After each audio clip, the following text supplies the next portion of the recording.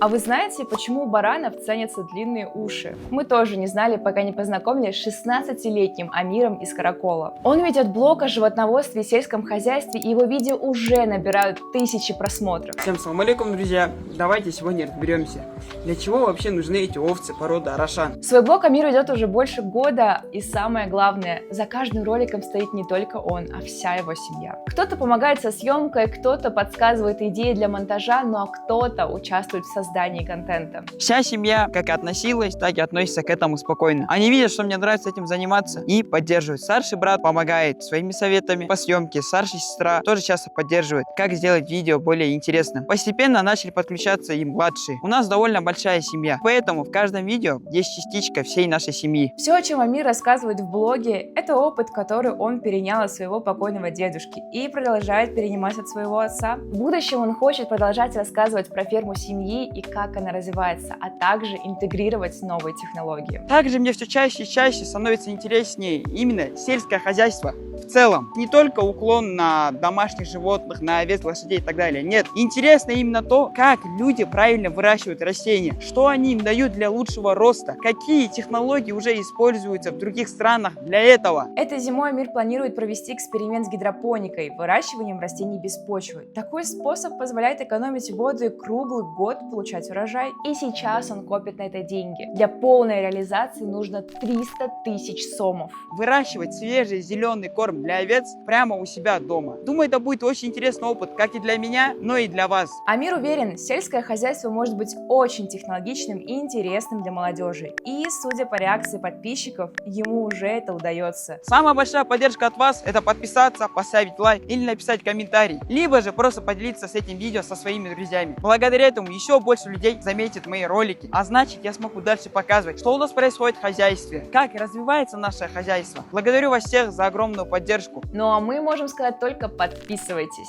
Кажется, через пару лет этот парень будет главным инфлюенсером в сфере сельского хозяйства в Кыргызстане.